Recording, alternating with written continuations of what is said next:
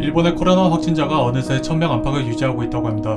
약 2달 전만 하더라도 몇만 명을 오락가락했던 일본이지만 아무튼 일본 정부는 1000명 안팎이라고 통계를 내세우고 있습니다.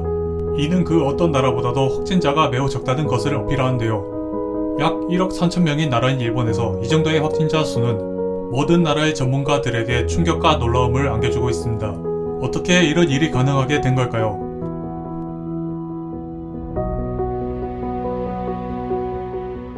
중국 우한으로부터 발병되어 전 세계에 퍼져버린 이 바이러스를 우리는 코로나 바이러스라 부르고 있습니다. 2년이 지나가는 시점에서도 여전히 다양한 변이를 일으키면서 우리의 일상생활 영역에 많은 영향을 끼치고 있는데요. 초창기 코로나가 들이닥쳤던 한국의 경우 의료진들의 수많은 노력과 정부의 갖가지 다양한 방역 수단과 수칙을 적용하면서 그 어느 나라보다 빠른 안정화를 되찾을 수 있었습니다. 그러나 이를 방관하며 비웃던 일본 언론은 한국의 드라이브 스루에 대한 비판을 시작으로 갖가지 입에 담을 수 없는 혐오 발언을 서슴지 않았는데요. 그랬던 일본도 결국에는 다이아몬드 프린세스 호를 시작으로 다양한 흑역사를 만들기 시작했으며 결국 2달 넘게 1일 확진자 1만 명을 기록하기까지 했습니다. 그런데 최근 일본 정부가 내세운 확진자 통계는 전세계를 경악해 했습니다. 몇 달 전만 하더라도 확진자 1만 명을 달성했던 일본이 최근 신형 오미크론 바이러스의 높은 전염성에도 불구하고 확진자 1000명대를 유지하고 있다는 것입니다. 이런 일본의 확진자 통계를 마주하면 그 누구라도 의심을 하게 만드는데요. 일본 정부에서는 이런 시선들에 아랑곳하지 않고 당당하게 방역 수칙 준수에 대한 결과라고 발표하고 있습니다. 그런데 사실 이 통계에는 또 다른 일면이 숨겨져 있습니다. 일본 정부는 앞서 위드 코로나 시행을 발표한 적이 있는데요. 이 시기 이후부터 일본은 좀 더 복잡하고 까다로운 검사 프로세스를 고집하기 시작했으며 일부 확진자 수를 통계에서 제외해버렸다는 것인데요. 실제 일본 현지에서 몇몇 언론이 좀 더 다양한 플랫폼에서 취재를 해본 결과 일본 병원에서는 단순히 열이 있다는 이유로는 진료를 받아들이지 않는 사례가 있었다고 합니다.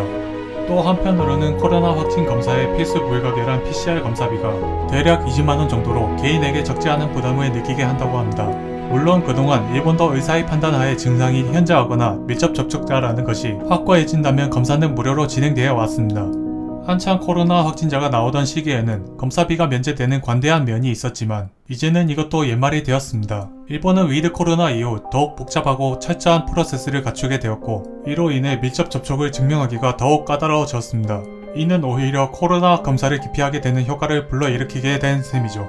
물론 한국의 경우도 PCR 검사 비용이 10만원을 넘어가며 검사 대상자로 지정된 경우에 무료라는 점은 일본과 동일한 모습을 보여왔습니다. 그러나 한국은 일본과 달리 빠르게 도입한 방문 인증 시스템으로 인해 밀접 접촉자 증명이 훨씬 수월하며 의료진들의 적극적인 확진 의심 처방 덕분에 PCR 검사 비용에 부담을 느낄 일이 없습니다. 한편 일본 트위터를 포함한 SNS 매체에서는 앞서 설명한 일본의 복잡하고 비싼 PCR 검사 때문에 병원에서 진료를 해주지 않아 며칠씩 약을 먹고 낫는 방법을 택한다는 사례도 흔치 않게 찾아볼 수 있습니다. 또 극단적으로는 나이가 있는 고령자의 경우 확진보다는 지병으로 세상을 떠났다는 것으로 확진자 수에 포함되지 않는 일도 있었습니다. 전문가들은 일본의 이런 행동에 대한 이유로 메이와쿠 문화의 특성을 꼽고 있는데요. 주의 시선 때문에 일본인들 사이에서조차 코로나 말을 꺼리게 된다는 것이죠. 이런 견해에도 불구하고 일본 여론에서는 갖가지 말도 안 되는 이론이나 시민의식을 내세우며 확진자 수 통계에 대한 의혹 제기를 해소시키고 있습니다. 예를 들면 백신 접종률이 꾸준히 높아졌고 올림픽 이후 폭발적 확산에 시민들의 위기감이 각인되면서 저녁 인파가 줄었다거나 늦은 장마 날씨가 코로나 억제에 영향을 불러일으켰다는 것입니다. 그러나 이러한 견해들은 큰 오류들이 존재합니다. 일본은 백신 접종률이 높은 것은 맞지만 한국을 포함한 타 국가와 달리 코로나 확진자 수가 비현실적일 정도로 큰 차이를 보이고 있으며 장마는 코로나 억제 효과가 그다지 도움되지 않는다는 점을 이미 과거 통계로 증명하고 있기 때문입니다. 결국 일본이 이러한 통계를 내는 이유를 꼽아본다면 크게 두 가지로 볼 수 있는데요. 하나는 얼어붙었던 지역 상권에 활기를 불어넣으려는 것과 또 하나는 2022년 7월 참의원 선거를 의식하는 기시다 후미오 총리의 전략으로 볼 수 있습니다. 한때 확진자가 쏟아지던 일본 상권은 위드 코로나 전까지 불황에 허덕이고 있었는데요. 이에 따라 집합금지, 영업제한, 매출 하락을 겪은 업주들에게 1일 최대 약 60만원을 지원하는 등 2022년 1월에만 43조의 엔을 국채 발행으로 충당한 바가 있습니다. 그럼에도 좀처럼 주지 않고 늘어만 가는 확진자와 계속되는 집합금지, 영업제한 등의 대처는 지역 상권에 크나큰 악영향을 가져다 주었습니다. 결국 일본 정부는 무언가의 성과를 내기 위해 위드 코로나를 시행하게 된 것이라 볼 수 있습니다.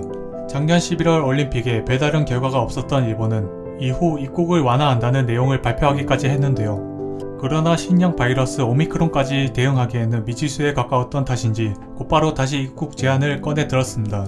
이로 인해 유학생 비즈니스를 목적으로 하는 입국 예정자들에게 큰 불편과 심려를 끼치게 되었는데요. 이들의 따가운 시선을 받는다는 것을 엄연히 인지하는 일본 정부이지만 12월까지였던 입국 금지를 1월 이후에도 계속 연장하며 해외 각국의 입국 완화 요청을 무시하는 태도를 보이고 있습니다. 이는 일본 자국민으로부터 지지를 받는다는 기시다 총리의 입장을 짐작해 할 수 있습니다. 입국 제한이라는 카드를 꺼낸 이후부터 여론에서는 지지율에 대한 내용이 쏟아져 나오기까지 하니 말이죠. 전문가들은 만약 일본이 실제로 확진자 수가 급강했고 체계가 잡혔더라면 입국에 대해서도 관대해졌을 것이라 보고 있습니다. 그러나 실제 통계와 달리 문제가 많은 일본은 오미크론이 또다시 새로운 문제를 야기할 것으로 보고 재개 이후 아무런 징후도 없이 비이상적으로 빠르게 입국 제한을 꺼내 들었다는 것입니다. 만약 일본이 정말로 확진자 수가 줄고 의료체계가 제대로 잡힌 상황이라면 지금 기다리고 있는 수많은 유학생이나 취업자, 사업가들도 입국을 할 수 있지 않았을까요? 다음에도 꼼꼼하고 특별한 이슈로 찾아뵙겠습니다. 영상 재밌게 보셨다면 구독, 좋아요 부탁드립니다. 감사합니다.